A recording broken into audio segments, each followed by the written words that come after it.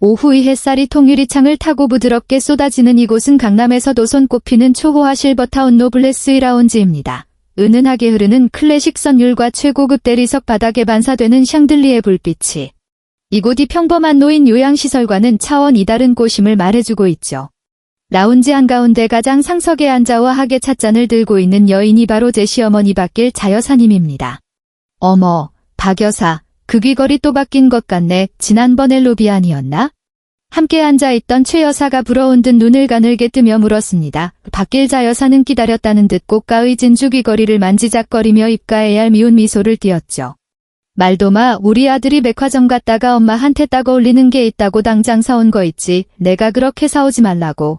돈 아끼라고 해도 애가 워낙 효자라 내 말을 도통 안 들어. 어머니의 목소리는 라운지 전체에 울려 퍼질 정도로 당당했습니다. 저는 그 옆에서 어머니가 좋아하는 온도로 정확히 맞춰온 보이차를 조심스레 따르고 있었죠. 어머니는 그런 저를 마치 투명인간 취급하며 친구들에게 말을 이어갔습니다. 근데 박 여사 며느리는 참용해. 어쩜 저렇게 매일같이 와서 수발을 드는데. 요즘 세상에 저런 며느리 보기 드물잖아. 최 여사의 칭찬에 어머니의 눈썹이 살짝 치켜 올라갔습니다. 마치 기분이 나쁘다는 듯 어머니는 찻잔을 탁 소리 나게 내려놓았죠. 용하긴 뭐가 용해. 우리 아들 같은 사람 만난 게 인생이로 또지. 얘 친정이여 니네 세울 때 나 있는 집이야. 돈 한 푼 없이 맨몸으로 시집와서 우리 아들이 벌어다주는 돈으로 남 부럽지 않게 살고 있는데 이 정도 수발 드는 건 당연한 도리가 아니겠어? 어머니의 독설은 마치 날카로운 비수처럼 제 가슴을 찔러왔습니다. 하지만 저는 그저 고개를 숙인 채 묵묵히 어머니의 찻잔을 다시 채울 뿐이었죠. 제가 입을 열지 않는 이유는 어머니가 무서워서가 아닙니다. 오로지 남편 때문이었죠. 남편 박진호는 항상 자존심이 강한 사람이었습니다. 가난한 집안 의장남으로 태어나게 천에서 용났다는 소리를 들으며 자란 남편은 자신의 성공이 오로지 자신의 능력 때문이라고 믿고 싶어 했죠. 저는 그런 남편의 자존심을 살려주고 싶었습니다. 결혼 전 제가 연 매출 500억이 넘는 건설사의 실소유주라는 사실을 철저히 숨긴 것도 남편이 제 앞에서 위축되지 않기를 바라는 마음에서였습니다. 남편에게는 그저 운 좋게 작은 사업이 잘 풀린 선배 밑에서 일하는 것처럼 꾸며 그를 대표이사 자리에 앉혔습니다. 남편은 자기가 운영하는 회사가 사실은 제 비자금으로 세워진 유령 회사라는 것도 매달 들어오는 거액 연봉이 제 주머니에서 나가는 돈이라는 것도 꿈에도 몰랐죠. 심지어 시어머니가 매달 누리느니 500만 원짜리 실버타운 비용도 전부 제 개인 계좌에서 자동이체되고 있었습니다. 지수야, 너는 왜 멍하니 서 있니? 내가 묻잖아. 친정엄마는 좀 어떠시냐고. 박길자 여사가 저를 툭 치며 물었습니다. 저는 억지로 미소를 지으며 대답했죠. 네, 어머니, 조금 전에 말씀드린 대로 상태가 좀 안 좋으셔서 정밀검사를 받으러 가셨어요. 제 말이 끝나기도 전에 어머니는 콧방귀를 끼며 고개를 돌렸습니다. 아유, 사돈 어른도 참, 나이 먹으면 여기저기 고장나는 건 당연한 건데 뭘 그렇게 유난을 떠신다니. 병원비는 또 얼마나 나오려고. 진호가 벌어다주는 돈 친정에다 퍼주는 거 아니지? 함께 있던 노인들이 낄낄거리며 웃기 시작했습니다. 제 손등 위로 차가운 찬물이 뒤었지만 저는 닦을 생각도 못한 채 주먹을 꽉 쥐었습니다. 어머니는 제 차 친구들에게 자랑을 늘어놓기 시작했죠. 이번에 우리 아들이 그러더라고. 사업이 너무 잘 돼서 보너스가 좀 나왔다고. 그래서 다음 주에는 머리 식히러 해외라도 다녀오겠대. 어쩜 그렇게 바쁜 와중에도 자기 챙길 줄을 아는지. 내 아들이지만 참 대견해. 남편이 해외여행을 간다는 소식은 저도 처음 듣는 이야기였습니다. 친정엄마가 곧 수술을 해야 할지도 모른다는 상황을 어제 분명히 남편에게 말했었는데 말이죠. 가슴 한 구석에서 불안한 예감이 스멀스멀 피어올랐습니다. 어머, 진호 씨가 여행을 간다고요? 저한테는 그런 말 없었는데요. 제가 조심스럽게 묻자 어머니는 안심하다는 듯 저를 쳐다보았습니다.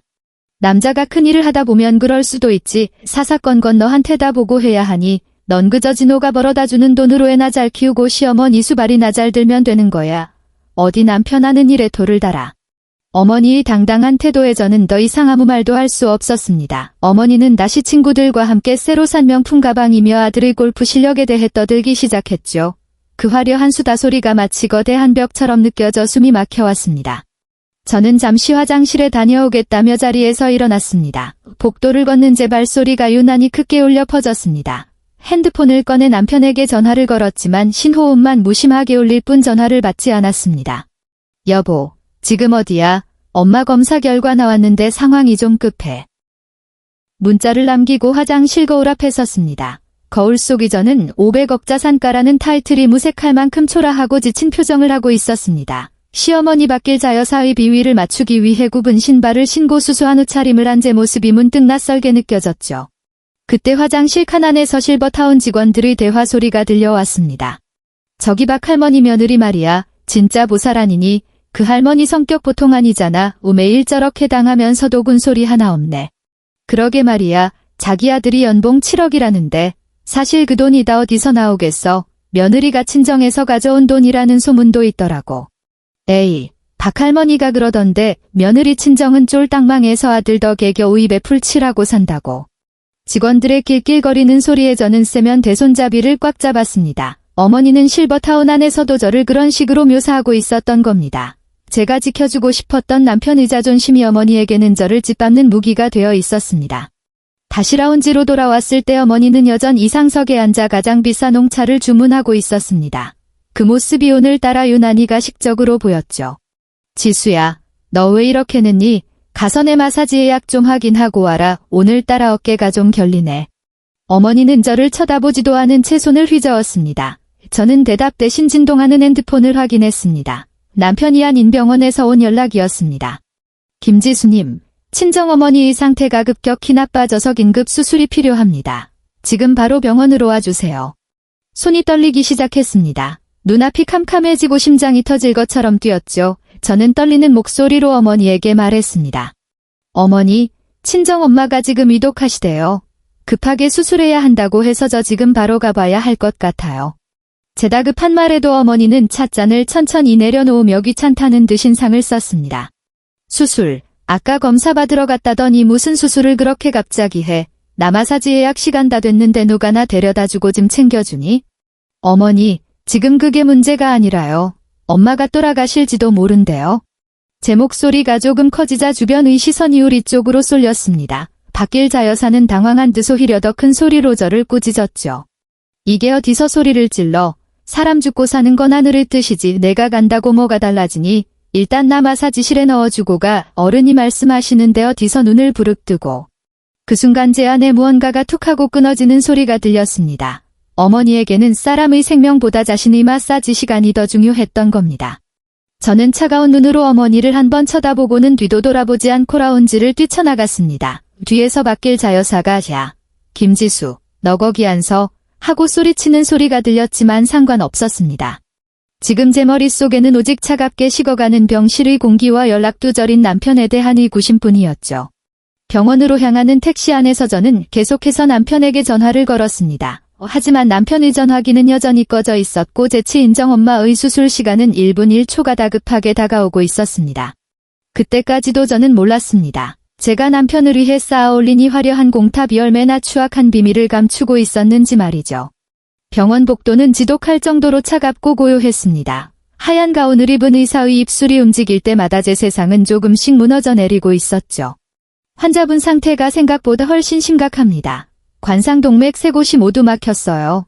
지금 당장 인공심폐기를 동원하는 급수술을 진행하지 않으면 오늘 밤을 넘기기 어렵습니다. 의사의 목소리는 무미건조해서 더 잔인하게 들렸습니다. 저는 떨리는 손으로 벽을 짚었습니다. 수술해주세요, 선생님. 제발 부탁드려요. 수술은 바로 준비하겠습니다만, 보호자님, 사전에 안내해드린 대로 특수장비와 수입약재가 많이 들어가서 예치금과 수술비 포함해 1억 원 정도가 선 입금되어야 합니다. 병원 규정상 고액 수술은 결제가 확인되어야 장비 세팅이 완료되거든요. 1억 원 평소의 저라면 눈 하나 깜짝하지 않았을 액수였습니다. 하지만 하필이면 타이밍이 너무나 잔인했죠. 지난주 강남에 새로 나온 300억대 빌딩을 매입하면서 가용할 수 있는 연금 자산을 모두 쏟아부은 직후였습니다. 남은 자산은 대부분 해외 사모펀드와 장기 채권에 묶여 있었고 그것들을 현금화하려면 아무리 빨라도 3일에서 5일은 걸려야 했습니다. 지금 당장 수중에 있는 돈으로는 수술비 1억을 채우기에 턱없이 부족했죠. 저는 다급하게 핸드폰을 꺼내 들었습니다. 손가락이 떨려 비밀번호를 몇 번이나 틀린 끝에 남편에게 전화를 걸었습니다. 몇 번의 긴 신호음 끝에 드디어 남편이 전화를 받았습니다. 여보, 왜 이렇게 전화를 안 받아? 지금 어디야? 제 목소리는 이미 울음 섞인 비명이 되어 있었습니다. 하지만 수화기 너머로 들려오는 남편의 목소리는 지나치게 평온하고 귀찮다는 듯 낮게 깔려 있었죠. 아, 나 지금 외부 미팅 중이야. 갑자기 왜 그래? 목소리는 또 왜 이래? 여보, 우리 엄마가 지금 당장 수술 안 하면 돌아가신대. 근데 병원에서 수술비로 1억이 당장 필요하다고 해. 나 지금 현금 2좀 묶여 있어서 그러는데 당신 회사 계좌에 있는 돈으로 1억만 먼저 입금해주면 안 될까? 제 간절한 부탁에 잠시 침묵이 흘렀습니다. 그 짧은 정적이 마치 수천 년처럼 길게 느껴졌죠. 남편은 깊은 한숨을 내쉬며 대답했습니다. 뭐 이런, 여보, 당신 지금 제정신이야. 아무리 장모님 수술이라지만 회사 자금을 그렇게 함부로 베쓰는 게 어디 있어. 회계 처리는 어떻게 하라고? 내가 3일 안에, 아니 내일이라도 펀드 해지해서 바로 채워 넣을게. 제발 여보, 지금 엄마 숨이 넘어가고 있단 말이야. 입금 확인 안 되면 수술 시작도 안 해준대. 저는 병원 로비 한복판에서 무릎이라도 꿇고 싶은 심정으로 빌었습니다. 지나가는 사람들이 저를 쳐다봤지만 그런 건 전혀 중요하지 않았습니다. 하지만 남편의 반응은 차가운 얼음물보다 더 냉정했죠. 당신 친정 진짜 우리한테 왜 그래? 왜 당신 친정을 해는 나를 이렇게 힘들게 만들어? 그리고 1억이 무슨 이름이야? 갑자기 어디서 구해? 남편이 말에 가슴이 덜컥 내려앉았습니다. 당신 어머니의 실버타운 비용 500만 원은 사실 내 돈으로 내고 있다는 말이 목구멍까지 차올랐습니다. 하지만 지금은 그걸 따질 때가 아니었습니다. 여보, 당신 회사 대표이사잖아. 그 정도 결제권은 있잖아. 내가 당신 살려주려고 회사 설립할 때부터 얼마나 노력했는데 이런 일 하나 못 도와줘. 부탁이야. 제발 입금해줘. 하, 진짜 미치겠네. 알았어. 알았다고. 일단 내 가격리팀에 알아보고 연락할 테니까 끊어봐. 남편은 신경질적으로 전화를 끊어버렸습니다. 저는 끊긴 핸드폰을 꽉 쥔 채 수술실 앞 복도 의자에 주저앉았습니다. 머릿속이 하얘졌습니다. 남편이 당연히 도와줄 거라고 믿었지만 그의 태도는 제가 알던 다정한 남편의 모습이 아니었죠. 시간은 무정하게 흘러갔습니다. 10분, 20분, 그리고 1시간. 입금 확인이 되어야 수술팀을 호출한다는 병원 측의 통보는 제 가슴을 갈기갈기 찢어 놓았습니다.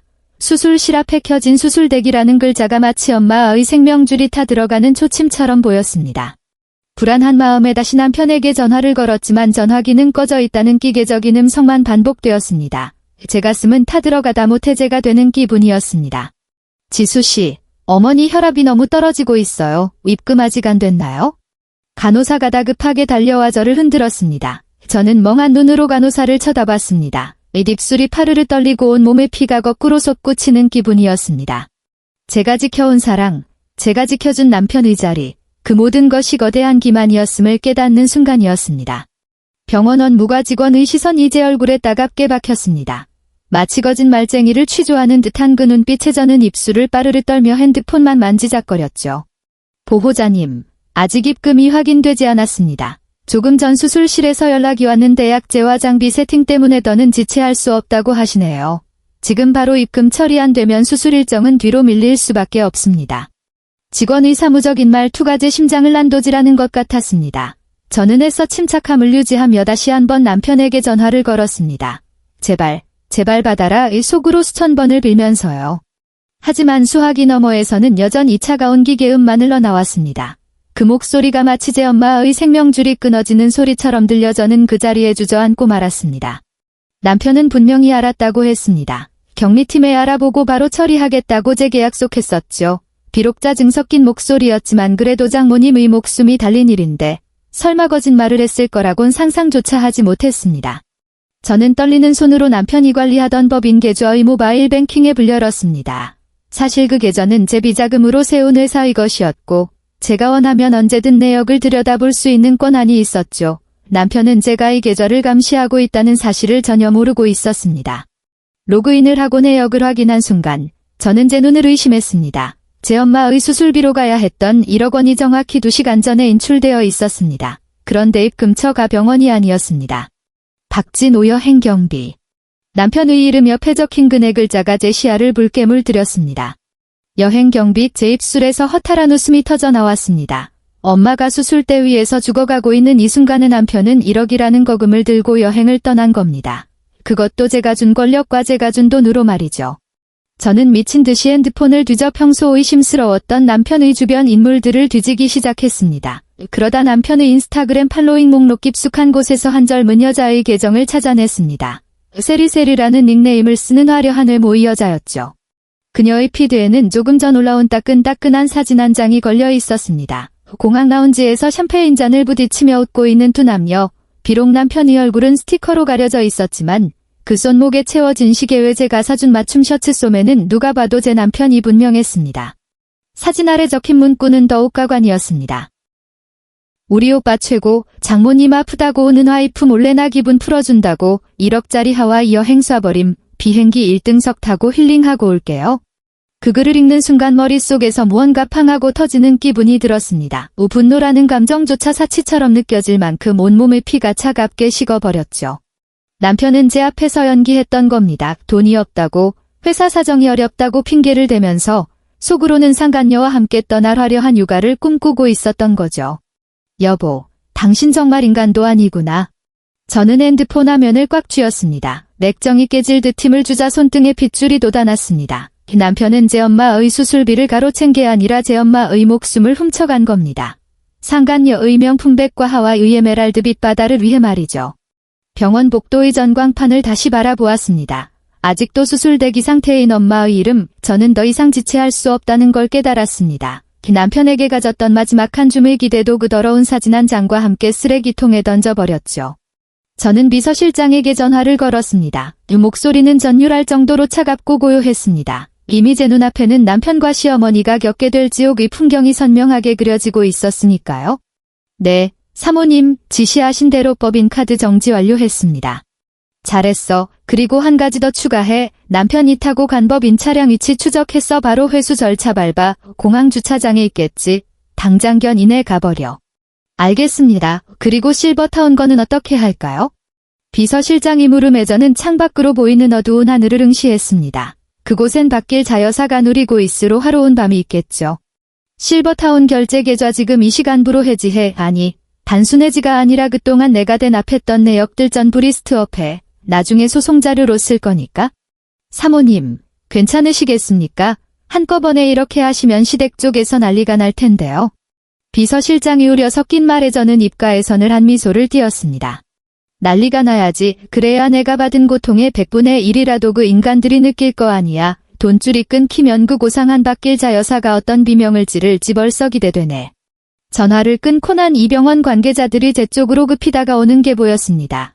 제 개인 비상자금이 투입되자마자 멈춰있던 병원의 시계가 다시 돌아가기 시작했습니다. 저는 수술실 문 앞으로 걸어갔습니다. 차가운 철문 너머로 엄마가 들어갔습니다. 이제 제게 남은 일은 하나뿐이었습니다. 엄마가 깨어날 때까지 저를 배신한 남편과 저를 무시했던 시어머니의 세상을 하나씩 무너뜨리는 건 말이죠. 남편의 휴대폰은 여전히 꺼져 있었습니다. 아마 구름 위에서 상간녀와 와인을 마시며 행복한 미래를 설계하고 있겠죠. 하지만 당신 이 땅에 발을 내딛는 순간 그곳은 당신이 알던 낙원이 아닐 겁니다. 당신이 쓴 1억 원이 당신 인생의 마지막 사치가 될 거라는 걸 내가 똑똑히 가르쳐줄게. 여보, 아니, 박진호 씨. 저는 텅 빈 복도에 서서 꺼진 휴대폰 화면에 비친 제 서늘한 얼굴을 응시했습니다. 이제 곧 지옥의 문이 열릴 시간입니다. 병원에서 실버타운으로 향하는 길은 분노로 인해 오히려 차갑게 가라앉아 있었습니다. 이미 비서실장에게 모든 자금줄을 끊으라고 지시를 내린 상태였지만 저는 확인하고 싶었습니다. 저런 괴물 같은 남편을 키워낸 사람이 자신의 아들이 저지른 천인공노할 짓을 알면 어떤 반응을 보일지 말입니다. 어쩌면 아주 작은, 정말 먼지만큼의 양심이라도 남아있지 않을까 하는 어리석은 확인 절차였을지도 모르죠. 실버타운의 육중한 유리문을 열고 들어서자 어는 한 아로마 향기가 코끝을 찔러왔습니다. 지옥같은 병원 응급실과는 너무나도 대비되는 지독히도 평화롭고 고상한 향기였죠.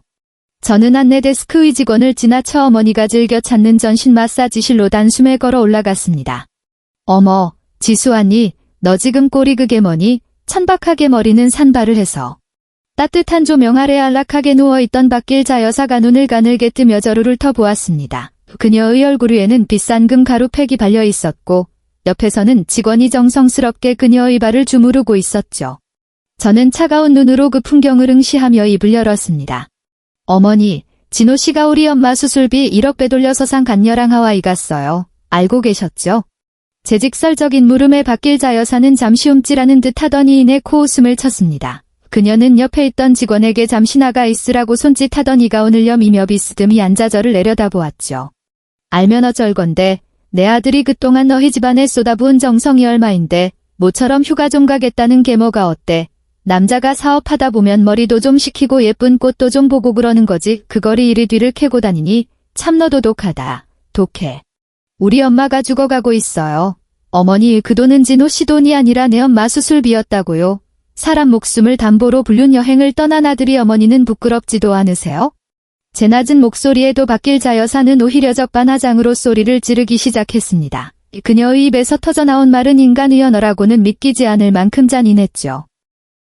부끄럽긴 뭐가 부끄러워. 똑똑히 들어라. 사돈 노인 내 목숨이 우리 아들 육아보다 중하냐. 다 늙어서 오래된 노인 내 수술한다고 그 아까운 생돈 1억을 써. 그 돈이면 우리 아들 사업에 큰 보탬이 될 돈인데 그걸 친정에 퍼주려고 해. 사람 죽고 사는 건 다 하늘의 뜻이다. 갈 때 되면 가는 게 순리지 억지로 붙잡는다고 뭐가 달라져? 그 말이 제 가슴에 마지막 남은 신락 같은 기대를 갈기갈기 찢어 놓았습니다. 갈 때 되면 가는 게 순리라니요. 자신은 월 500만 원이나 하는 호화 실버타운에서 온갖 사치를 누리 몇천 년 만년 살 것처럼 굴면서 말입니다.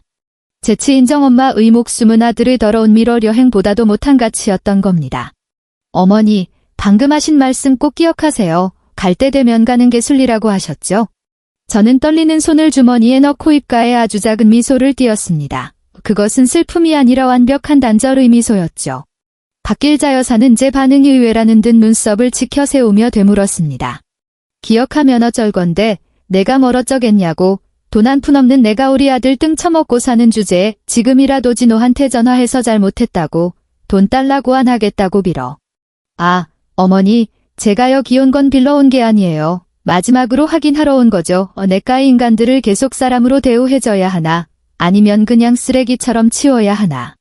제 말에 박길자 여사의 안색이 불그락 푸르락 변했습니다. 그녀는 벌떡 일어나며 제 앞으로 다가왔죠.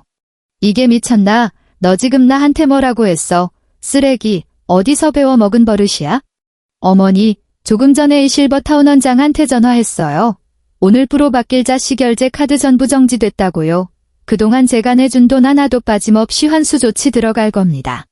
라운지의 공기가 일순간 얼어붙었습니다. 박길자 여사는 멍한 표정으로 저를 바라보다가 이내 미친 듯이 웃어댔습니다. 하, 내가 무슨 돈이 있어서 이걸 끊어. 그거 다 우리 아들 돈이야. 진호가 내주는 돈이라고. 착각하지 마세요. 어머니, 남편이 대표이사로 있는 그 회사. 그거 내 비자금으로 만든 내 회사예요. 남편은 그냥 내가 세워둔 가짜 대표일 뿐이고요. 그 인간이 하와이에서 쓴 1억. 그것도 공금 횡령으로 이미 고소장 들어갈 거예요. 아마 공항 도착하자마자 수갑차게 될 겁니다. 박길자 여사의 눈동자가 심하게 흔들리기 시작했습니다. 믿을 수 없다는 듯, 현실을 부정하고 싶은 듯 그녀의 입술이 파르르 떨렸죠. 그때 마사지실 문이 열리며 실버타운 매니저가 당황한 기색으로 들어왔습니다. 박길자 회원님, 잠시 말씀드리겠습니다. 방금 본사에서 연락이 왔는데 결제 카드가 모두 승인 거절로 떴습니다. 그리고 보호자이신 김지수님께서 오늘 프로 퇴소 신청을 완료하셨다고 하네요. 매니저의 말이 떨어지는 순간 박길자 여사의 얼굴에서 핏기가 싹 가셨습니다. 그녀는 매니저의 팔을 붙잡으며 비명을 질렀죠. 아니야, 그럴 리가 없어. 우리 아들한테 전화해. 진호야, 진호야.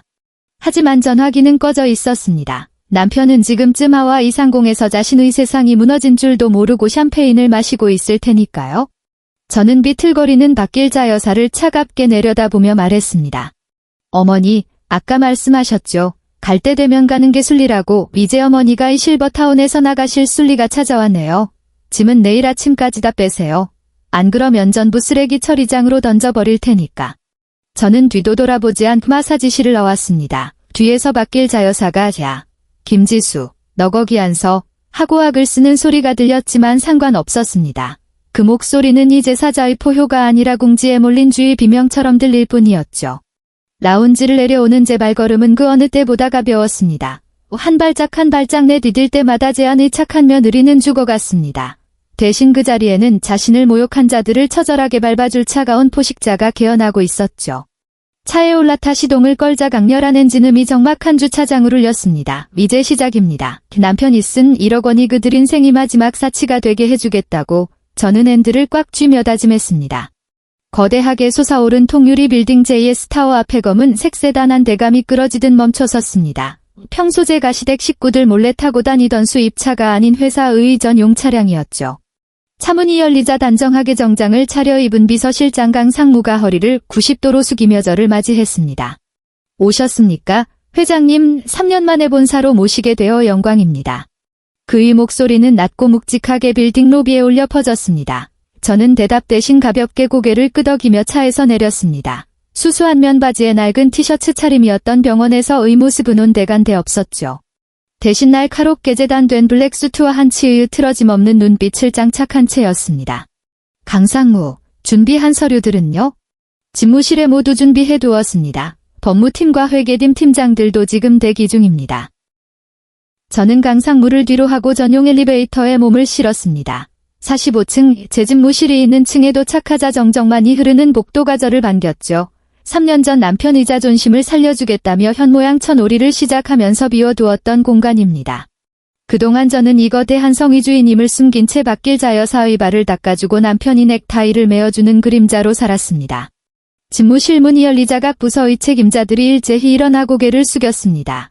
저는 상석에 앉아 그들이 내미는 서류들을 하나씩 훑어내려갔습니다. 그 안에는 남편 박진호가 그동안 대표이사로 재직하며 저지른 모든 만행이 기록되어 있었죠. 먼저 박진호 대표이사님의 법인카드 사용 내역부터 보시죠. 최근 일주일간 상간녀 한세리와 함께 명품 매장과 고급 호텔에서 결제한 금액만 8천만 원이 넘습니다. 여기에 오늘 공항에서 인출한 1억 원까지 합치면 명백한 공금 횡령입니다.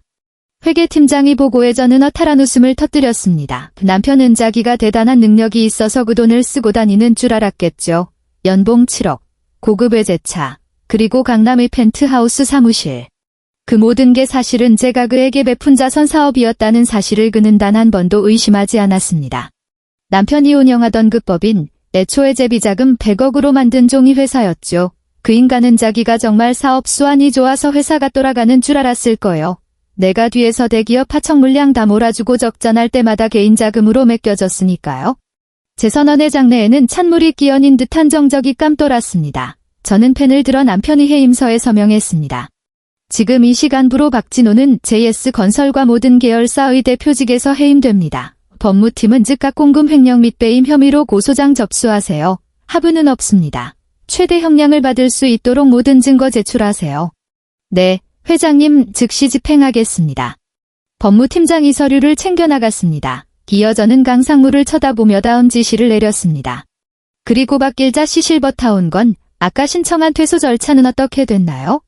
네, 조금 전 원장과 직접 통화했습니다. 그동안 사모님 명의 법인카드로 결제되던 모든 비용 승인을 취소했습니다. 박길자 여사님은 현재 실버타운 내에서 현금이나 카드를 전혀 사용하실 수 없는 상태입니다. 내일 아침이면 방을 비워줘야 한다는 최종 통보를 받을 예정입니다. 강상무의 보고를 들으며 저는 창밖이 화려한 야경을 응시했습니다. 저 불빛들 중 상당수가 제 소유의 건물에서 뿜어져 나오고 있었죠. 박길자 여사는 저 불빛들을 보며 자기가 대단한 귀부인이라도 되냥거드름을 피웠을 겁니다. 하지만 그녀가 누린 그 모든 우아함은 제가 허락한 유통기한이 박힌 사치에 불과했습니다. 강상무, 남편이 하와이에서 지금 뭘 하고 있을까요? 현지 시각으로는 점심시간이겠군요. 아마 가장 비싼 레스토랑에서 샴페인을 따고 있을 겁니다. 자신의 카드가 이미 정지된 줄도 모르고 말입니다. 저는 입가에 차가운 미소를 띄었습니다. 남편은 아마 계산서를 받는 순간 자신의 인생이 얼마나 허무하게 무너져 내리는지 처음으로 실감하게 될 겁니다. 상간녀 앞에서 떵떵거리며 내밀던 블랙카드가 한순간에 플라스틱 조각으로 변하는 그 굴욕적인 순간 말이죠. 여보, 당신이 내 엄마 수술비를 가로챘을 때 내 마음이 어땠는지 이제 당신도 느껴봐야지. 가장 화려한 곳에서 가장 비참하게 버려지는 기분이었던 건지 말이야. 저는 다시 서류 뭉치를 뒤적여 시댁 식구들이 살고 있는 아파트의 명의를 확인했습니다. 그곳 역시 제 소유 명의로 된 전세집이었습니다. 내일이면 그 집의 번호키도 바뀔 것이고 박길자 여사의 명품 가방들은 길바닥으로 쏟아져 내릴 겁니다. 그리고 한 가지 더, 남편이 타고 다니는 차, 공항 주차장에서 바로 견인해오라고 했죠. 상간여짐도 다 들어있을 텐데 하나도 빼주지 말고 그대로 압류하세요. 회사 자산이니까요. 이미 견인 차 출동했습니다. 공항경찰 측에도 무단점 유미 횡령 차량으로 신고 완료해두었습니다. 완벽했습니다. 저는 의자 깊숙이 몸을 묻고 눈을 감았습니다. 3년 동안 착한 며느리라는 가면을 쓰고 살았던 제 연극은 이제 끝났습니다. 이제는 진정한 주인으로서 제 소중한 것들을 짓밟은 괴물들을 사냥할 시간입니다. 집무실의 시계가 자정을 알렸습니다. 수술실에 계신 엄마의 소식은 아직 없었지만 입금 확인 후 수술이 원활하게 진행 중이라는 보고는 이미 받았습니다. 엄마가 개원하시는 날 세상은 이전과는 완전히 다른 모습일 겁니다. 더럽고 추악한 인간들이 모두 걸러진 깨끗한 세상 말이죠. 회장님, 이제 퇴근하시겠습니까? 강상무의 무릎에 저는 고개를 저었습니다. 아니요, 여기서 밤새울 거예요. 남편이 하와이 호텔에서 쫓겨나 나한테 울며 불며 전화할 때까지 그 비명 소리를 실시간으로 듣고 싶거든요. 저는 차가운 커피를 한 모금 들이켰습니다. 지옥의 문은 이제 막 열렸고 그들을 기다리는 불길은 상상보다 훨씬 뜨거울 겁니다. 제 손엔 이미 그들의 목숨줄을 쥔 칼자루가 뒤어져 있었습니다. 이제부터는 그들이 제 발밑에서 얼마나 처절하게 기어다닐지 우아하게 감상만 하면 되는 일이었죠. 한 문장 한 문장 보고서를 검토할 때마다 가슴 소긍어리가 조금씩 풀리는 기분이었습니다. 하지만 이건 시작일 뿐입니다. 박진호, 그리고 박길자 여사, 당신들이 내뱉은 독설과 배신의 대가는 이제부터 100배, 1000배로 되돌려주겠습니다. 기대하세요. 당신들의 가장 화려한 추락을, 축제는 이제부터니까요. 에메랄드빛 바다가 펼쳐진 하와이 와이키키 해변은 말 그대로 지상인 낙원이었습니다. 시원하게 불어오는 바닷바람과 최고급 호텔 라운지에서 흘러나오는 경쾌한 음악은 남편과 상간녀 한세리에게는 환벽. 남편은 장모님이 병원에서 사경을 헤매고 있다는 사실 따위는 이미 머릿속에서 깨끗이 지워버린 듯 했습니다. 와, 오빠, 저 가방 진짜 예쁘다. 나 저거 사주면 안 돼? 한세리는 남편이 팔짱을 꼭 끼고 명품 매장 쇼윈도 앞에 멈춰섰습니다. 그녀가 가리킨 것은 수천만 원으로가 하는 한정판 악어가 죽가방이었죠. 남편은 호기롭게 가슴을 펴며 그녀의 머리를 쓰다듬었습니다. 당연하지, 우리 세리가 갖고 싶다는데 오빠가 연봉 7억 받는 대표이사잖아. 그 정도쯤이야 껌이지. 남편은 거만하게 매장 안으로 걸어 들어갔습니다. 매장 직원이 깍듯하게 인사를 건네자 남편은 지갑에서 가장 아끼던 블랙카드를 꺼내들었죠. 사실 그 카드는 제가 남편의 자존심을 살려주기 위해 법인 한도를 무제한으로 열어두었던 말 그대로 제 돈이었습니다. 이거 결제해주세요. 일시불로. 남편은 마치 세상을 다 가진 황이라도 된 양턱을 치켜들었습니다. 하지만 카드를 긁는 기계에서는 경쾌한 승인 소리 대신 기분 나쁜 경고음이 울려 퍼졌습니다. 손님, 죄송하지만 카드가 승인 거절되었습니다. 직원의 말에 남편의 얼굴이 일순간 굳어졌습니다. 옆에서 기대에 찬 눈빛으로 바라보던 한세리도 살짝 미간을 찌푸렸죠. 거절이라니요. 그럴 리가 없는데 다시 해봐요. 해외 결제 한도에 걸렸나 보네. 남편은 당황하며 다른 카드를 내밀었습니다. 하지만 결과는 마찬가지였습니다. 두 번째 카드도 세 번째 카드도 전부 거래 정지 혹은 한도 초과라는 메시지만 띄울 뿐이었죠. 남편의 이마에 땀방울이 맺히기 시작했습니다. 아니 이게 왜 이래. 직원분, 기계 고장 아니에요. 내과의 회사 대표인데 카드가 안 된다니 말이 돼? 죄송합니다. 손님, 카드사 측에서 분실 및 도난 신고가 접수된 카드라고 뜨네요. 이곳 정책상 더 이상의 결제 시도는 불가능합니다. 매장 안의 다른 손님들이 수군거리며 두 사람을 쳐다보기 시작했습니다. 조금 전까지 우아한 사모님 행세를 하던 한세리의 얼굴은 순식간에 붉게 달아올랐죠. 그녀는 남편의 팔을 뿌리치며 밖으로 걸어나갔습니다. 오빠, 진짜 뭐야? 1억 들고 왔다면서 카드가 왜 하나도 안 돼? 기다려봐. 세리야, 회사 격리팀에서 실수했나봐. 내가 지금 당장 전화해볼게. 남편은 다급하게 핸드폰을 꺼냈습니다. 하지만 하와이에도 착한 이후로 꺼두었던 전원을 켜자마자 수백 통의 메시지가 폭탄처럼 쏟아져 들어왔죠. 그 중에는 제가 보낸 메시지는 단 하나도 없었습니다. 전부 회사 법무팀과 비서실장 강상무에게서 온 통보들이었죠. 박진호 대표이사님, 긴급 통보드립니다. 금일자로 JS건설이사 회의결에 따라 대표직에서 해임되셨음을 알립니다. 또한 공금 횡령 및 배임 혐의로 형사고소가 접수되었으니 즉시 귀국하여 조사에 임하시기 바랍니다. 남편은 길거리 한복판에서 망연자실한 표정으로 핸드폰 화면을 빨아보았습니다. 해임, 고소, 방금 전까지 연봉 7억이 대표이사였던 남편은 한순간에 수배중 인범죄자 신세가 되어버린 겁니다. 그때 호텔 매니저에게서 전화가 걸려왔습니다. 박진호 씨, 귀하의 호텔 예약이 취소되었습니다. 예약에 사용된 법인카드가 정지되었고 결제 보증이 취소되었기 때문입니다. 지금 당장 로비로 오셔서 짐을 빼주셔야 합니다. 남편은 정신없이 호텔로 뛰어갔습니다. 하지만 호텔 로비에는 이미 그들의 명품 옷가지와 캐리어가 아무렇게나 내팽개쳐져 있었죠. 호텔 경호원들이 무서운 표정으로 그들을 막아섰습니다. 이게 무슨 짓이야? 나 여기 VIP야. 방금 결제다 했다고. 남편이 영어도 제대로 못하면서 소리를 찔렀지만 매니저는 차갑게 서류 한 장을 내밀었습니다. 당신의 소속 회사로부터 연락을 받았습니다. 당신은 더 이상 회사의 자금을 사용할 권한이 없으며 모든 예약 비용이 환불이 요청되었습니다. 이제 이곳은 당신이 머물 수 있는 곳이 아닙니다. 당장 떠나세요. 로비에 모여있던 관광객들이 바닥에 흩어진 한세리의 옷가지들을 보며 웃었습니다. 한세리는 비명을 지르며 얼굴을 가렸고 남편은 어쩔 줄 몰라 하며 짐을 챙기기 바빴죠. 오빠, 이게 도대체 어떻게 된 거야? 오빠 회사라며? 오빠가 주인이라며? 한세리가 남편이 멱살을 잡고 흔들었습니다. 남편은 넋나간 표정으로 중얼거렸죠. 그럴 리가 없어, 김지수. 그 여자가 그럴 리가 없는데 나 없으면 아무것도 못하는 여자가 어떡해. 그제야 남편은 자신이 그동안 무시해왔던 아내 지수가 사실은 자신의 생사여 탈권을 쥐고 있던 거대한 포식자였음을 깨달. 그는 떨리는 손으로 제게 전화를 걸었습니다. 수십 번의 시도 끝에 드디어 제가 전화를 받았죠. 여보, 지수야, 이게 다 뭐야? 회사에서 왜 해임 통보가 와? 카드도 다 정지되고 지금 나 하와이에서 쫓겨나게 생겼어. 수화기 너머로 들려오는 남편의 목소리는 비참하기 짝이 없었습니다. 저는 집무실 의자에 몸을 기댄 채 몸이 건조한 목소리로 대답했죠. 아, 박진호 씨, 거기 날씨 좋다더니 목소리는 별로 안 좋아 보이네. 너 진짜 미쳤어. 나한테 이러면 안 되지. 내가 그동안 우리 집을 위해 어떻게 살았는데. 어떻게 살았는지 내가 제일 잘 알지. 내 비자금으로 세운 회사에서 내가 준 월급 받으면서 내가 낸 세금으로 산 간녀랑 샴페인 마시는 삶 참호하고 편해 보였어. 제 말에 남편은 할 말을 잃고 숨을 헐떡였습니다. 저는 계속해서 차갑게 쏘아붙였죠. 우리 엄마 수술비 1억. 그거 당신 여행 경비로 썼더라. 그 1억이 당신 인생에서 가장 비싼 장례식 비용이 될 거야.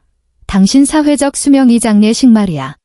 지수야, 내가 잘못했어. 내가 잠깐 미쳤었나 봐. 세리, 이 여자가 꼬셔서 그런 거야. 나 지금 당장 한국 갈게. 남편의 구걸에 옆에 있던 한세리가 소리를 찔렀습니다. 뭐, 내가 꼬셨다고? 야, 박진호, 내가 나한테 너희 와이프도 난 푼 없는 거지라고. 자기가 다 먹여 살린다고 어풍 떨었잖아. 너 진짜 가짜 대표였어? 수화기 너머로 두 사람이 머리채를 잡고 싸우는 소리가 생생하게 들려왔습니다. 저는 그 소음을 음악처럼 감상하며 낮게 속삭였습니다. 아, 참고로 공항 주차장에 세워둔 당신 차 방금 견인해 갔어. 당신 명의 핸드폰도 1시간 뒤면 정지될 거야. 하와이 바닥에서 노숙을 하든 국제전화로 비행기표를 싸든 당신 마음인데 한국 오면 바로 검찰청으로 출석해야 할 거야. 내가 당신 공금 횡령 증거 하나도 빠짐없이 다 넘겼거든. 지수야, 제발, 지수야. 남편의 절규를 뒤로 하고 저는 통화 종료 버튼을 눌렀습니다. 지상이 낙원이었던 하와이는 이제 그들에게는 창살 없는 감옥이 되었을 겁니다. 돈도 없이 말도 통하지 않는 타지에서 서로를 원망하며 씹어대는 그들의 모습이 눈에 선했죠. 저는 창밖을 바라보며 커피를 한 모금 들이켰습니다. 밤 공기가 무척이나 달콤했습니다. 이제 남은 건 아직도 자신의 천국이 무너진 줄 모르고 꿈속을 헤매는 박길자 여사의 비명을 듣는 일뿐입니다. 남편이 몰락은 이제 시작일 뿐입니다. 그는 한국에 발을 들이는 순간 자신이 누렸던 모든 화려함이 사실은 독이 든 성배였음을 뼈저리게 느끼게 될 겁니다. 저는 다시 서류를 챙겨 집무실을 나왔습니다. 내일 아침 실버타올 로비에서 울려 퍼질 박길자 여사의 비명소리를 기대하면서 말이죠. 복수를 하면 눈물이 날 줄 알았는데 이상하게 자꾸만 웃음이 나왔습니다. 엄마의 병실 전광판에 회복 중이라는 글자가 뜬 것을 확인했기 때문일까요? 아니면 쓰레기들을 제 손으로 직접 치웠다는 해방감 때문일까요? 하와이 태양 아래 버려진 그들의 비참함이 제게는 세상 그 무엇보다 시원한 보약처럼 느껴지는 밤이었습니다. 지수가 경고하고 떠난 그날 밤, 박길자 여사는 단 한숨도 자지 못했습니다. 아들 진호에게 수백 번 전화를 걸었지만 돌아오는 건 차가운 기계음뿐이었죠. 하지만 그녀는 끝내 믿지 않았습니다. 설마 그 순종적이던 지수가 진짜로 나를 내쫓겠어? 우리 아들이 대표인데 감히 누가 나를 건드려? 그렇게 스스로를 다독이며 불하늘에 써누른 채 화려한 실버타운이 아침을 맞이했습니다. 똑똑. 아침 9시 정각. 방문을 두드리는 소리가 들렸습니다. 평소처럼 아침 식사를 가져온 직원일 거라 생각하며 박 여사는 거만하게 소리쳤죠. 들어와, 오늘 메뉴는 뭐야? 나 입맛 없으니까 전복으로 다시 가져와. 하지만 문을 열고 들어온 건 흰 가운을 입은 영양사가 아니었습니다. 검은 정장을 입은 보안 요원색과 커다란 박스를 든 용역 업체 직원들이었죠. 박길자 여사는 침대에서 벌떡 일어나 소리를 찔렀습니다. 너희들 뭐야? 여기가 어디라고 허락도 없이 들어와? 박길자 회원님, 어제 사모님께 직접 통보받으셨을 텐데요. 오늘 오전 9시까지 자진 퇴소하시지 않으면 강제 집행에 들어가겠다고 말씀드렸습니다. 실버타운 매니저의 목소리는 어제보다 훨씬 더 차갑고 사무적이었습니다. 박 여사의 얼굴이 순식간에 불그락 푸르락 변했죠. 이것들이 진짜 미쳤나? 내가 누군지 몰라. 우리 아들이 이 회사 대표야. 당장 나가. 이거 주거 침입이야. 착각하지 마십시오. 이 방의 계약 주체는 김지수님이고 어제자로 모든 권리가 소멸되었습니다. 이제 이곳은 회원님의 방이 아닙니다. 매니저의 신호가 떨어지기 무섭게 인부들이 박 여사의 옷장을 열어 젖혔습니다. 그녀가 애지중지하던 명품 가방들과 수백만 원짜리 실크 옷들이 박스 안으로 무자비하게 던져졌죠. 안 돼. 내 가방. 그거 하나에 얼마짜린 줄 알아. 손대지 마. 이 도둑놈들아. 박 여사는 비명을 지르며 인부들을 막아섰지만 건장한 보안 요원들에게 가로막혀 바닥에 주저앉고 말았습니다. 화장대 위에 놓여있던 고가의 수입 화장품들이 바구니에 담기고 우아하게 차를 마시던 닭이 세트 가신 문지에 돌돌 말리는 광경을 그녀는 넋나간 채 지켜볼 수밖에 없었죠. 단 30분 만에 박길자 여사가 3년 동안 쌓아올린 화려한 제국이 박스 몇 개로 정리되었습니다. 보안 요원들은 그녀의 양팔을 붙잡고 강제로 방 밖으로 끌어냈습니다. 이거 놓으라고. 지수 그년, 내가 가만 안 둘 거야. 진호야, 진호야. 복도를 지나 엘리베이터로 향하는 동안 박 여사의 비명은 실버타운 전체에 울려 퍼졌습니다. 아침 산책을 나섰던 다른 노인들이 하나둘씩 복도로 나와 잊은 풍경을 구경하기 시작했죠. 어머, 웬일이야. 저 박 여사 아니야. 무슨 죄를 지었길래 저렇게 끌려나가? 아까 보니까 짐도다 밖으로 내놨더라고. 어제 며느리가 와서 한바탕 하더니 진짜로 쫓겨나 보네. 평소 박 여사에게 무시당했던 노인들의 비웃음 섞인 수근거림이 그녀의 고막을 찢는 듯했습니다. 박 여사는 얼굴을 가릴 생각도 못한 채 자신이 처참한 몰락을 온몸으로 받아내며 로비로 내려왔죠. 로비 유리 문 밖 차가운 보도블록 위에는 이미 그녀의 짐 박스들이 산더미처럼 쌓여 있었습니다. 보안 요원들은 그녀를 문 밖으로 밀어내고 철컥 소리나게 유리문을 잠가버렸습니다. 다시는 이곳에 발을 들이지 마십시오. 매니저의 마지막 통보와 함께 박 여사는 길바닥에 고꾸라졌습니다. 화려한 실크 가운은 먼지로 얼룩지고 정성스럽게 손질한 머리는 산발이 되어 있었죠. 지나가는 행인들이 멈춰서서 그녀를 구경했습니다. 강남 한복판에서 벌어진 이기이한 광경을 사람들은 핸드폰을 꺼내 사진을 찍기 시작했죠. 이게 다 누구 짐이야? 이게 다 누구 돈인데? 박 여사는 자신의 이름이 적힌 박스를 붙잡고 울부짖었습니다. 하지만 그 박스 어디에도 그녀를 지켜줄 아들의 목소리는 없었습니다. 그때 그녀의 발치로 핸드폰이 떨어졌습니다. 지수에게서 온 문자 메시지가 화면에 떠 있었죠. 박길자 씨, 아까 짐 챙기는 모습 잘 봤습니다. 어머니가 그토록 자랑하시던 그 품위가 길바닥에서 도자류지 되고 계시네요. 아, 그리고 남편은 지금 공항경찰대에 연행 중이라네요. 궁금하시면 뉴스 한번 보세요. 박 여사의 눈동자 가경악으로 물들었습니다. 그녀는 미친 듯이 박스 사이를 뒤져 핸드폰을 찾았지만 여긴 텔레비전이 있는 자신의 방이 아니었습니다. 차가운 바람이 부는 길거리일 뿐이었죠. 뉴스, 연행, 우리 아들이와 내 아들이 연봉 7억인데 지수, 이 독한 년이 기어 이사다를 냈구나. 박 여사는 가슴을 쥐어뜯으며 비명을 질렀습니다. 하지만 그녀를 더 절망하게 만든 건 현실적인 공포였습니다. 지갑도, 차키도, 갈 곳도 없는 이 막막한 상황 말이죠. 매달 500만 원 주던 요양비 어디 갔니? 내 돈 내놔. 이 나쁜 년아. 그녀의 울부짖음은 공허한 메아리가 되어 빌딩 숲 사이로 사라졌습니다. 지나가는 사람들이 혀를 차며 그녀를 피해갔죠.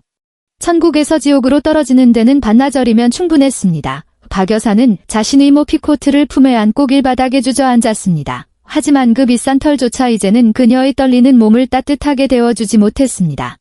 그녀의 화려했던 인생은 그렇게 며느리가 거두어 간 돈줄과 함께 조각조각 부서져 내리고 있었습니다. 하와이 뜨거운 태양 아래 쫓겨나 인천공항이 차가운 시멘트 바닥에 내동댕이 쳐진 남편이 꼴은 그야말로 가관이었습니다. 연봉 7억에 당당했던 대표이사는 온데간데 없고 며칠 밤을 지샌 듯 시뻘겋게 충혈된 눈과 땀과 눈물로 얼룩진 셔츠 차림의 초라한 도망자만 남았을 뿐이죠. 공안경찰대에서 밤샘 조사를 받고 간신히 풀려난 남편이 제일 먼저 찾아간 곳은 자신의 유일한 도피처였던 어머니 밖이. 하지만 실버타운 근처 전철역 벤치에서 마주한 박길자 여사의 모습은 남편에게 더 큰 절망을 안겨주었습니다.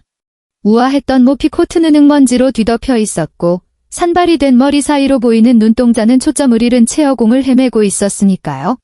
두 사람은 마치 수해복구 현장에서 만난 이재민처럼 서로를 붙잡고 통곡하기 시작했습니다. 엄마, 이게 다 어떻게 된 거야? 왜 길바닥에 이러고 있어? 진호야, 내 아들 진호야. 그 독한 년이, 지수 그년이 나를 이렇게 만들었다. 내 짐을 다 밖으로 집어던지고 나를 개처럼 끌어냈어. 박 여사는 아들의 품에 안겨 비명을 지르며 울부짖었습니다. 남편은 이를 갈며 주먹을 꽉 쥐었죠. 비록 수중에도 난 푼 없었지만 아직 그에게는 마지막 희망이 남아 있었습니다.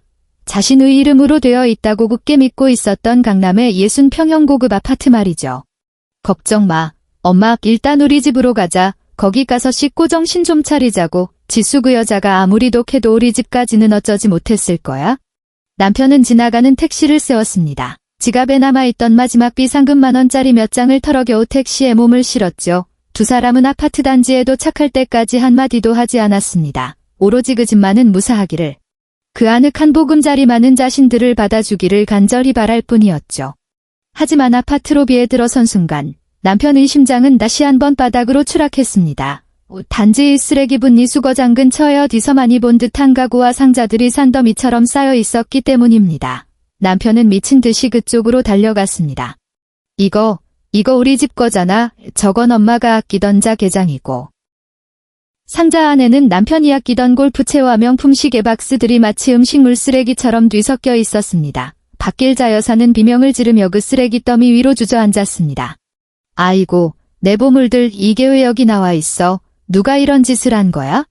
남편은 떨리는 다리를 이끌고 엘리베이터에 올라탔습니다. 자신의 집이 있는 15층에 도착해 익숙한 손놀림으로 도어락 덮개를 올렸죠. 평소 쓰던 비밀번호를 눌렀습니다. 삐삐삐삐. 경쾌한 효과음 대신 기분 나쁜 울음이 복도에 울려 퍼졌습니다. 남편은 당황하며 다시 번호를 눌렀습니다. 천천히 하나하나 정성스럽게 눌렀지만 결과는 마찬가지였습니다. 안 돼, 그럴 리가 없어. 내 집인데, 내가 산 집인데. 남편은 문을 발로 차며 소리를 찔렀습니다. 그때 문 옆에 붙은 작은 메모지 한 장이 눈에 들어왔습니다. 지수의 단정한 글씨체로 적힌 메시지였죠. 여보, 아니 박진호 씨, 이 집 전세 계약자도 나라는 거 잊었어. 당신 거 신건 이 집안의 공기밖에 없단다. 짐은 밑에 쓰레기장에 잘 모셔뒀으니 알아서 챙겨가 와. 그리고 이웃들 보기 창피하니까 적당히 하고 꺼져줘. 남편은 그 자리에 주저앉아 머리를 쥐어뜯었습니다. 자신이 대표이사로서 누렸던 그 모든 화려한 삶이 사실은 지수가 설계한 거대한 무대 세트였다는 것을 이제야 온몸으로 체감. 무대 뒤조명이 꺼지자 그에게 남은 건 오직 차갑고 딱딱한 콘크리트 바닥뿐이었죠. 진호야, 문 안 열리니? 엄마 배고파 죽겠다. 얼른 들어가서 밥 좀 먹자. 뒤늦게 올라온 박길자 여사가 아들의 옷자락을 붙잡으며 보챘습니다. 남편은 초점 없는 눈으로 어머니를 바라보다가 낮게 윽조렸죠. 엄마, 우리 이제 집 없어. 지수가 우리를 버렸어. 뭐, 집이 없다니? 내가 번 돈이 다 어디 갔는데? 그 많은 재산이 다 어디 갔어? 박 여사는 아들의 뺨을 때리며 울부짖었습니다. 하지만 남편은 아무런 반응도 하지 못했습니다. 그는 이제 알았습니다. 자신이 7년 동안 휘둘렀던 권력이 사실은 지수가 뒤어준 가짜 칼이었다는 것을요. 그녀가 칼을 거두어가는 순간 그는 그저 발가벗겨진 광대에 불과했습니다. 아파트 경비원들이 올라와 두 사람을 복도 밖으로 끌어냈습니다. 주민들이 문을 빼꼼히 열고 그들을 구경하며 혀를 찼죠. 강남의 신사로 통하던 박 대표와 콧대 높던 박 여사의 모습은 이제 동네의 구경거리가 되어버렸습니다. 밤바람은 매서웠습니다. 갈고 섭는 두 사람은 결국 골목길 깊숙한 곳에 있는 낡은 여인숙 앞에 멈춰섰습니다. 간판에 네온 사인은 반쯤 깨져서 깜빡거리고 있었고 입구에서는 눅눅한 곰팡이 냄새와 정체 모르락 취가 흘러나왔죠. 진호야, 정말 이런 데서 자야 하니? 엄마 이런 데서는 한잠도 못 잔다. 박 여사는 코를 막으며 뒷걸음질 쳤습니다. 하지만 남편은 어머니의 손을 거칠게 잡아 끌었습니다. 엄마, 지금 찬 밥도 온 밥 가릴 때야. 수중에 돈 10,000원도 없어. 이거라도 들어가야 밤이슬한 맞지. 여인 숙방은 딱 두 사람이 누우면 꽉 찰 정도로 좁았습니다. 천장에는 곰팡이 꽃잎 피어 있었고 이불은 언제 빨았는지 모를 정도로 눅눅했죠. 박 여사는 구석에 쪼그리고 앉아 쉴 새 없이 눈물을 쏟았습니다. 내가 어쩌다 이렇게 됐나? 그 귀한 요양비 500만 원은 다 어디 가고 이런 쥐구멍 같은 데서. 남편은 벽에 기대어 앉아 담배를 찾았지만 담배 살 돈조차 없다는 사실에 허탈한 웃음을 터뜨렸습니다. 지수는 지금쯤 깨끗하고 넓은 곳에서 회복 중인 엄마의 손을 잡고 평온한 밤을 보내고 있겠죠. 그 생각을 하니 속이 뒤틀리고 피가 거꾸로 솟구쳤습니다. 지수야, 너 정말 이럴 줄은 몰랐다. 너 하나만 참으면 우리 모두가 행복했잖아. 왜 이렇게까지 독하게 굴어? 남편은 끝까지 자신의 잘못을 깨닫지 못했습니다. 자신이 가로챈 장모님의 수술비 1억이 사실은 지수가 그에게 준 마지막 기회였다는 사실을 그는 영원히 알지 못할 겁니다. 좁은 방 안에서 두 사람의 가쁜 숨소리만 울려 퍼졌습니다. 화려했던 성공신화는 그렇게 낡은 여인숙 위곰팡이 냄새와 함께 썩어가고 있었습니다. 가짜 효자와 그를 키워낸 욕심 많은 어머니는 이제야 자신들에게 딱 맞는 비참한 현실의 쥐구멍 속으로 기어들어온 셈이었. 밤새도록 박길자 여사의 느낌은 멈추지 않았고 남편은 어둠 속에서 지수의 서늘한 눈빛을 떠올리며 몸을 떨었습니다. 그들의 가장 길고 처절한 밤은 이제 막 시작되었을 뿐입니다. 낡고 눅눅한 여인숙에서 뜬 눈으로 밤을 지샌 남편과 박길자 여사에게 이른 아침 한 통의 문자가 도착했습니다. 발신인은 다름 아닌 김지수였죠. 오전 10시 JS건설 본사 대회의실로 오세요. 마지막으로 정리할 서류들이 있습니다. 그 문자는 두 사람에게 지옥 속에서 내려온 썩은 동아줄 같았을 겁니다. 남편은 서둘러여 인숙이 공용 세면대에서 대충 세수를 했고 박 여사는 흙먼지가 묻은 모피코트를 손으로 털어내며 애써 품위를 찾으려 노력했죠. 하지만 거울 속에 비친 그들의 모습은 강남의 성공한 사업가와 사모님이 아니라 그저 노숙 직전의 처참한 몰골일 뿐이었습니다. JS건설 본사로 비에 들어선 두 사람은 자신들을 향한 직원들의 싸늘한 시선에 고개를 숙였습니다. 불과 며칠 전까지만 해도 남편은 이곳에서 박 대표님이라 불리며 꺼드름을 피웠고 박 여사는 끼빈 대접을 받으며 활보하던 곳이었죠. 하지만 지금 그들을 안내하는 비서의 눈빛엔 경멸만이 가득했습니다. 대회의실의 육중한 문이 열리자 광활할 정도로 넓은 테이블 끝에 한 여자가 앉아 있었습니다. 흐트러짐 없는 블랙 수트, 날카롭게 빛나는 눈빛, 그리고 압도적인 위엄을 뿜어내는 자세, 그것은 두 사람이 알던 순종적인 며느리 김지수가 아니었습니다. 왔어, 거기 앉아. 짧고 차가운 명령에 남편과 박 여사는 엉거주춤 자리에 앉았습니다. 남편은 마른 침을 삼키며 제 눈치를 살피던 이 비굴한 미소를 지으며 입을 열었죠. 지수야, 어제는 내가 정말 미안했어. 하와이에서 생각해보니 내가 정말 미쳤던 것 같아. 우리 일단 진정하고 대화로 풀자. 내가 대표이사 직복귀해서 다시 열심히 일하면? 남편이 말이 끝나기도 전에 저는 앞에 놓인 두꺼운 서류 뭉치를 테이블 너머로 밀어냈습니다. 서류들이 흩어지며 남편이 얼굴 앞에 툭툭 떨어졌죠. 대표이사 박진호. 착각하지 마. 당신이 그동안 앉아있던 그 자리는 내가 만들어준 가짜 의자였어. 이 서류들 보이지? 이 회사의 지분 98%가 누구 소유인지 똑똑히 확인해봐. 남편은 떨리는 손으로 서류를 뒤적였습니다. 지분 구조도, 자본금 출처, 그리고 실소유 주명부 모든 곳에 김지수라는 이름이 선명하게 박혀 있었습니다. 남편이 얼굴이 종이장처럼 하얗게 질려갔죠. 이럴 리가 없어. 이건 내가 선배랑 같이 세운 회사잖아. 그 선배, 내 밑에서 일하던 바 지사장이었어. 당신 자존심 살려주려고 내가 7년 동안 연극을 한 거야. 당신이 매달 받아가던 그 7억 연봉. 그거 다 내 비자금 계좌에서 나간 내 돈이었단 말이야. 옆에서 듣고 있던 박길자 여사가 비명을 지르며 끼어들었습니다. 지수야, 너 지금 무슨 소리를 하는 거니? 우리 아들이 밤낮으로 일해서 번 돈으로 내가 그 실버타운에 있었던 거야. 내가 감히 우리 아들 노력을 가로채? 저는 박 여사를 향해 선을 한 미소를 지었습니다. 어머니, 아직도 상황 파악이 안 되세요. 어머니가 매달 드시던 그 요양비, 아들 돈 아니었어요. 며느리 인재가 어머니 발 닦아주면서 뒤로는 제 개인 법인카드로 긁어준 거라고요. 어머니가 저를 식모 취급할 때마다 저는 속으로 생각했어요. 이 여자는 자기를 먹여 살리는 손등을 물고 있구나 하고요. 박 여사는 충격에 휩싸여 뒤로 넘어갈 듯 의자 손잡이를 꽉 잡았습니다. 남편은 미친 사람처럼 서류를 넘기다 결국 바닥으로 무너져 내렸죠. 자신이 이룬 모든 성공이 사실은 아내가 베푼 시혜였다는 사실이 그의 자존심을 완전히 가루로 만들어버렸습니다. 지수야, 자기야, 그래도 우리 부부잖아. 7년을 같이 살았는데 어떻게 한순간에 이래. 나한테 기회를 줘. 내가 다 돌려놓을게. 기회. 당신이 내 엄마 수술비 1억 빼돌렸을 때 그때 당신은 당신이 마지막 기회를 스스로 하와이 바다에 던져버린 거야. 내가 왜 당신한테 회사 인감을 맡겼을 것 같아. 당신이 정말 인간이라면 장모님 목숨만큼은 건드리지 않을 거라는 마지막 믿음 때문이었어. 저는 자리에서 일어나 천천히 그들에게 다가갔습니다. 구두굽 소리가 정적한 의실에 날카롭게 울려 퍼졌죠. 근데 당신들은 내 믿음을 비웃었지. 사돈 노인 내 목숨보다 아들유가 가중하다고. 자, 이제 똑똑히 봐. 당신들이 누렸던 가짜 인생이 청구서야. 저는 또 다른 서류 한 장을 내밀었습니다. 그것은 남편이 횡령한 금액에 대한 고소장과 그동안 시댁 식구들에게 지급된 모든 생활비 및 품위 유지비에 대한 부당이득 반환 청구 소송장이었습니다. 당신 명의로 된 아파트 전세금. 그거 이미 내가 회수했어. 당신이 타고 다니던 외제차는 법인자산이라 이미 압류됐고 상간녀 한세리한테 싸준 명품 가방들. 그것도 불법 취득으로 엮어서 다 뺏어올 거야. 당신은 이제 빈털터리가 아니라 내가 청구한 수십억의 빚을 짊어진 범죄자가 될 뿐이야. 지수야, 제발. 남편 이제 바지가랑이를 잡으려 손을 뻗었지만 강상무가 나타나 차갑게 그를 제지했습니다. 박길자 여사는 실성한 듯 중얼거렸죠. 말도 안 돼. 내가 왜 이런 대접을 받아야 해. 나 박길자야. 노블레스 실버타운 VIP라고.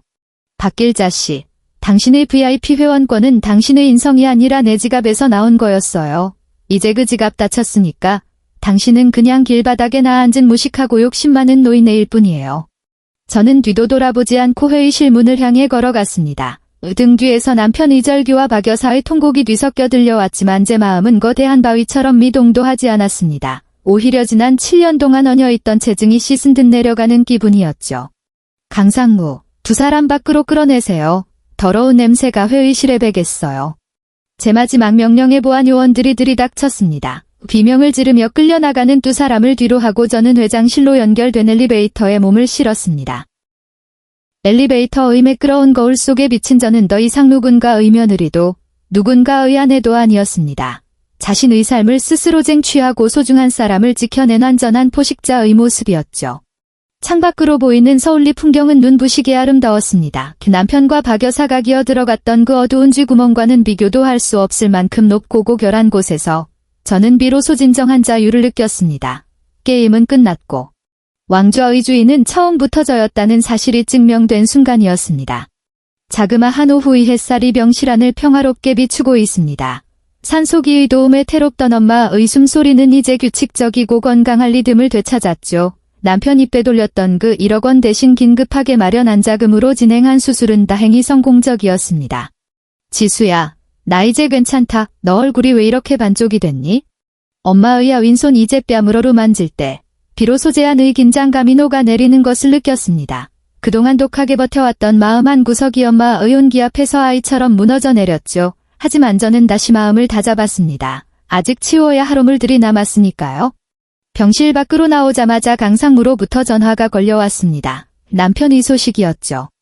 회장님, 박진호 씨는 조금 전 검찰로 송치되었습니다. 법인자금 횡령뿐만 아니라 그동안 상간녀 한세리와 공모회비 자금을 조성하려던 정황까지 포착되어 실형을 피하기는. 그래요. 하나도 빠짐없이 죄의 대가를 치르게 하세요. 전화를 끊고 병원 로비로 내려갔을 때 그곳엔 믿을 수 없을 만큼 초라한 노인 한 명이 앉아 있었습니다. 구멍난 양말에 흙먼지가 가득 묻은 낡은 신발, 그리고 한때는 수백만 원을 호가했을 테지만 이제는 걸레짝처럼 변한 모피코트를 걸친 박길자 여사였습니다. 그녀는 제가 나타나자마자 미친 사람처럼 달려 외제 구두 끝을 붙잡았습니다. 사람들의 시선이 쏟아졌지만 그녀는 이제 부끄러움조차 잊은 듯했죠. 지수야, 내가 잘못했다. 내가 노망이나 썼나봐. 제발 우리 진호 좀 살려줘. 이거 놓으세요. 박길자 씨, 여기 병원입니다.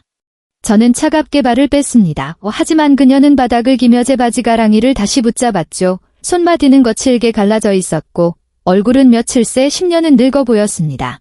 진호가 감옥에 가면 나는 어떡하니? 갈 곳이 없어. 어제는 전기도 안 들어오는 난칸 방에서 덜덜 떨면서 잤어. 나 이러다 진짜 죽어. 지수야, 너 예전엔 참 착했잖아. 제가 착했던 건 당신들이 인간 일거라는 믿음이 있었기 때문이에요. 제 엄마가 죽어갈 때 하와이에서 웃고 있던 당신 아들, 그리고 그걸 보며 술리라고 했던 당신, 그때 제 아내 착한 며느리는 죽었어요. 박길자 여사는 눈물 콧물이 범벅된 얼굴로 가장절박한 목소리로 마지막에 걸복걸을 시작했습니다. 그래, 내가 죽을 죄를 지었다. 그러니까 딱 한 번만 도와줘. 나 다른 건 안 바랄게. 매달 주던 그 500만 원. 그 요양비 딱 한 번만 더 내주면 안 될까? 그 돈 없으면 나 길바닥에서 굶어 죽어. 그녀의 입에서 나온 500만 원이라는 단어에 저는 실소했습니다. 아직도 그녀는 자신이 누렸던 그 사치가 당연히 누군가 제공해야 하는 권리라고 착각하고 있었죠. 500만 원요, 박길자 씨. 그 돈이 어디서 나오는 건지 아직도 모르겠어요. 저는 그녀의 귀에 낮게 속삭였습니다. 당신 임에 달누리던 그 요양비, 사실은 당신 아들이 내 엄마 수술비에서 훔쳐가려 했던 그 돈보다 훨씬 큰 금액이었어요. 나는 당신에게 천국을 선물했는데 당신들은 내게 지옥을 줬죠. 지수야, 제발 나 정말 배고파. 500만 원만 있으면 작은 빵이라도 얻어서 살 수 있어? 그녀의 비굴한 눈빛을 바라보며 저는 주머니에서 봉투 하나를 꺼냈습니다. 박 여사의 눈에 희망이 빛이 서리는 듯했죠. 하지만 제가 그 안에서 꺼낸 것은 돈이 아니라 남편 박진호의 구치 소수 간번호가 적힌 쪽지였습니다. 박길자 씨, 당신이 그렇게 찾던 500만 원 요양비의 행방 알려줄게요. 그 돈, 당신 아들이 빼돌린 내 엄마 수술비로 평생 감옥 뒷바라지나 하는데 쓰세요. 너 진짜 이럴 거야? 아, 그리고 하나 더, 그 좁은 단칸 방월세는 아드님 감옥 가면 누가 내줄까 걱정이네요. 영치금 넣을 돈도 없을 텐데 길바닥에서 동냥이라도 해서 아들옥 바라지 잘해보세요. 그게 당신이 말한 그 순리 아니겠어요? 저는 마지막으로 그녀의 손을 차갑게 덜어냈습니다. 그녀는 믿기지 않는다는 듯 멍하니 저를 바라보다가 이내 병원로 비가 떠나가라 통곡을 하기 시작했습니다. 지수이 나쁜 년아, 내가 어떻게 나한테, 내 아들이 연봉 7억이야. 내 아들이 사장이라고. 뒤에서 들려오는 그녀의 외침은 이제 공허한 헛소리에 불과했습니다. 지나가는 사람들이 혀를 차며 그녀를 피해갔고 보안요원들이 달려와 그녀를 밖으로 끌어냈죠. 그녀가 누렸던 화려한 인생의 마지막은 그렇게 구걸과 비명으로 끝이 났습니다. 병원을 나서는 길. 바람은 차가웠지만 제 가슴은 그 어느 때보다 따뜻했습니다. 남편은 곧 법의 심판을 받고 차가운 벽 안에서 평생을 후회하며 살게 될 것이고 그를 그렇게 키운 박길자 여사는 자신이 버린 며느리의 자비가 얼마나 컸는지 뼈저리게 느끼며 하루하루를 버티게 될 것입니다. 저는 운전석에 앉아 엄마가 좋아하는 꽃바구니를 옆자리에 실었습니다. 이제 제 삶에는 더 이상 더러운 오물들이 남아있지 않습니다. 거울 속에 비친 저는 누군가의 며느리도 희생하는 아내도 아닌 운전한 김지수로 빛나고 있었습니다. 엄마, 우리 이제 진짜 행복해지자. 저는 가속 페달을 밟았습니다. 차는 매끄럽게 도로 위를 달렸고 제 안엔 오직 찬란한 빛만이 가득했습니다. 복수는 끝났습니다. 그리고 제 인생은 이제 막 시작되었습니다.